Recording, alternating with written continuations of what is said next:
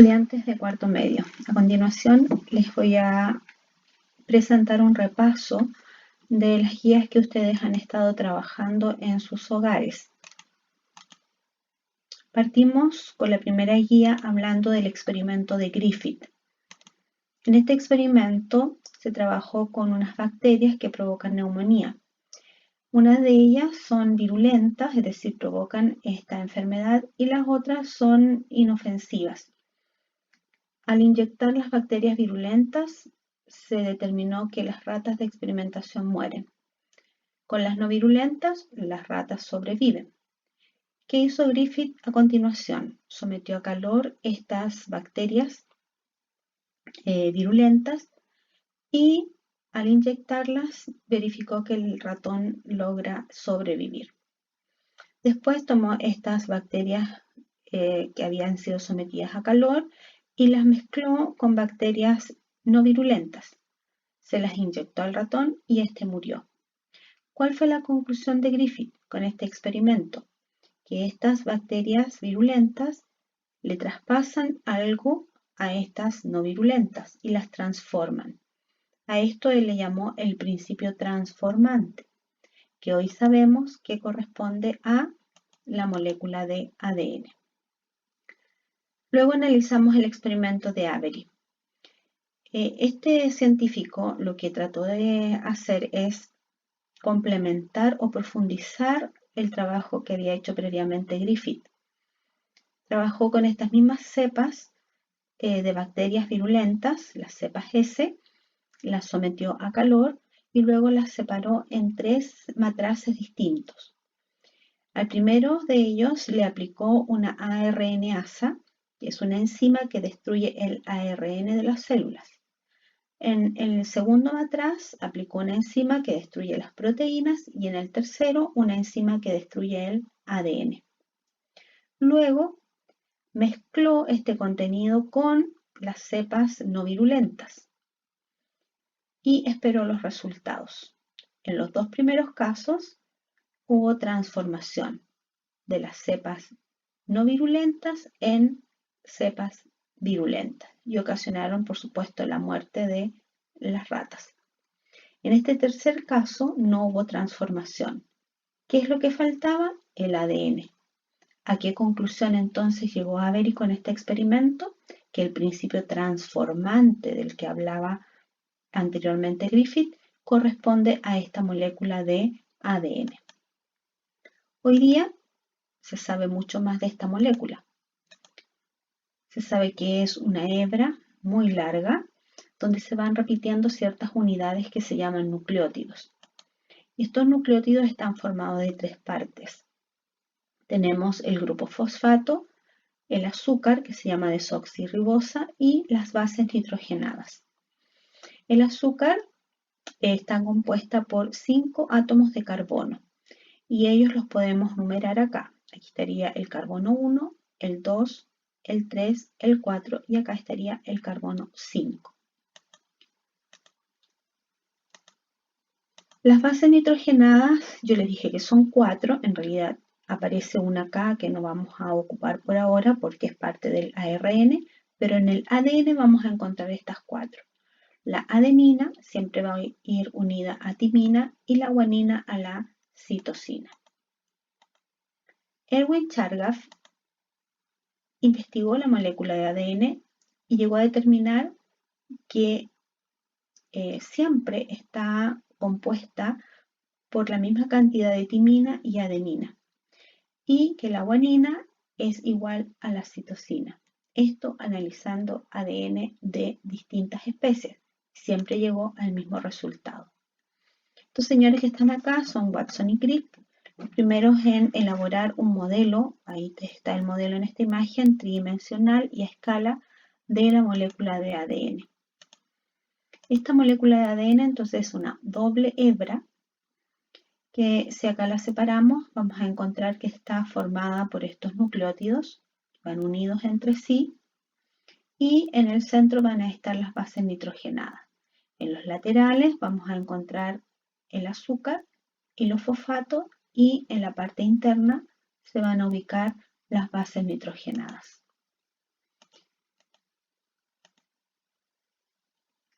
Los nucleótidos. Aquí estaría el fosfato, el azúcar y la base nitrogenada. Este sería un nucleótido y acá tenemos el otro, fosfato, azúcar y base nitrogenada. Estos nucleótidos se unen a través de un grupo fosfato. Entonces, el carbono 3 de un nucleótido se une a través de este grupo fosfato al carbono 5 del nucleótido siguiente. Y este enlace químico se llama la unión fosfodiéster. Como les decía, en los laterales vamos a encontrar las desoxirribosa y los grupos fosfato. Y hacia el interior las bases nitrogenadas, que van a ir unidas por puentes de hidrógeno. Entre A y T van a haber 2 puentes de hidrógeno y entre C y G 3 puentes de hidrógeno, como lo apreciamos en esta imagen. Las hebras también son complementarias. ¿Qué quiere decir esto? Que siempre la A va a ir unida a la T y la G a la C. La otra característica de este ADN es que las' hebras son antiparalelas, es decir, una de ellas va a tener un extremo libre, que es el extremo 5', porque corresponde al carbono 5, y va a terminar con el carbono 3 libre, y eso se llama el extremo 3'. Entonces vamos a tener una hebra que va a ir en dirección 5', 3', y la otra hebra va a estar en sentido contrario. Es como que si estas dos están en direcciones opuestas, y como dice acá, una estaría de pie y la otra estaría de cabeza. Veámosla en la siguiente imagen. Si tenemos esta hebra, aquí estaría el extremo 5' libre y al final de la hebra estaría el extremo 3'. En la hebra complementaria, esto giró. Si lo apreciamos acá, todo el nucleótido está girado. Y entonces acá vamos a tener el carbono 1, 2, 3. Entonces esta hebra va a partir del extremo 3' y va a terminar en el extremo 5'. Por eso se dice que estas dos hebras son antiparalelas. Resumamos entonces. La hebra de ADN está compuesta de 2 partes y cada uno de estos nucleótidos que la conforman están unidos por enlaces fosfodiéster y las bases nitrogenadas van a ir unidas a través de puentes de hidrógeno. Y una hebra va a estar en sentido 5', 3', y la otra en sentido opuesto, 3', 5'. El otro elemento importante cuando hablamos de ADN es cómo este se replica o se copia. Cuando hablamos de replicación estamos hablando de que el ADN debe sacar una copia de sí mismo. Existen 3 modelos de replicación que fueron sometidos a prueba y finalmente se aprobó y se comprobó solamente uno de ellos. El primer modelo que existió fue el modelo conservativo, que dice este modelo que la hebra original no cambia y se genera una hebra completamente nueva. El modelo semiconservativo señala que esta hebra original se separa en 2 y cada una de ellas genera una nueva hebra. Y el modelo dispersivo dice que esta hebra original se separa, se rompe y se mezclan trozos de hebra antigua con otros trozos de la hebra nueva. Estos 3 modelos fueron puestos a prueba por unos científicos, Mendelssohn y Stahl. En este experimento, Mendelssohn y Stahl trabajaron con ADN marcado con nitrógeno. Entonces usaron ADN marcado con nitrógeno 15, que hasta acá está con color rojo, y ADN marcado con nitrógeno 14, que acá aparece con color azul. Si este es el tubo de ensayo, el nitrógeno 15 tiene mayor densidad, por lo tanto se va más hacia el fondo y este queda ubicado más hacia la superficie. Cuando mezclaron estos dos tipos de ADN, se obtuvo una banda intermedia. ¿Qué significa eso? Que se mezclaron en proporciones iguales.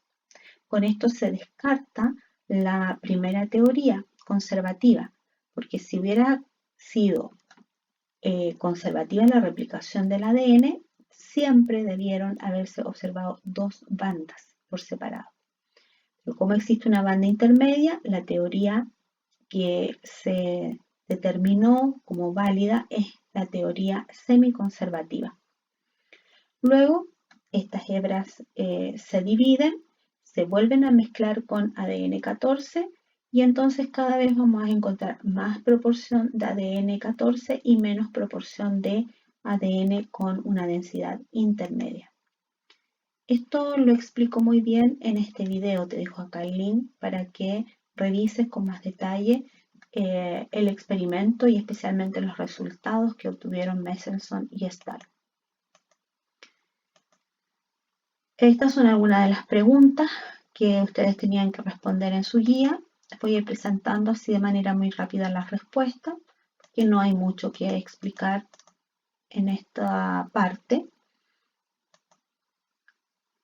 ¿Por qué se eligieron, por ejemplo, bacterias? Obviamente porque son organismos microscópicos y de reproducción muy veloz. Esta pregunta a lo mejor merece algún análisis, porque si se hubiese realizado este mismo experimento usando células eucariontes, ¿se habrían obtenido los mismos resultados? Claro que no, porque las células eucariontes tienen un ADN de tal forma que continuamente están reparando ese ADN. Por tanto, hubiera sido muy difícil observar resultados.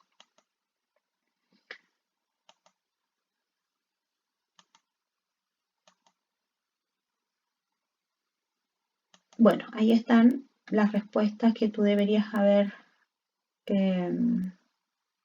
generado en tu guía.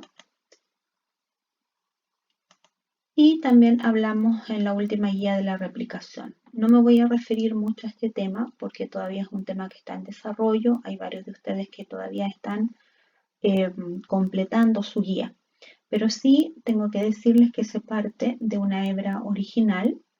Esta se tiene que abrir, separar, se genera acá lo que se conoce como una burbuja de replicación y a partir de esta hebra original que ya está separada, se empiezan a construir y a replicar las hebras hijas.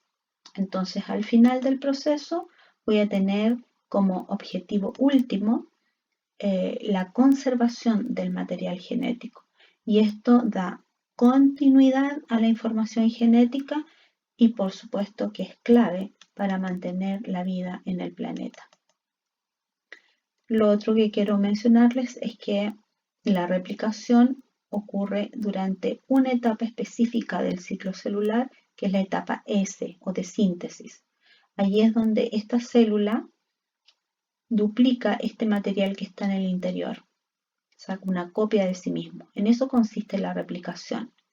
Y luego en la etapa M de mitosis, esta información genética se distribuye en dos células hijas. Esta distribución es de manera equitativa. Te dejo estos links. En el primero vas a encontrar con detalle la explicación de lo que es una hebra continua y una hebra rezagada, que es un tema bastante complejo de entender. Y en este otro link aparece un video con una explicación más detallada de lo que es la replicación del ADN, que es lo que se presenta en la tercera guía que muchos de ustedes todavía están desarrollando.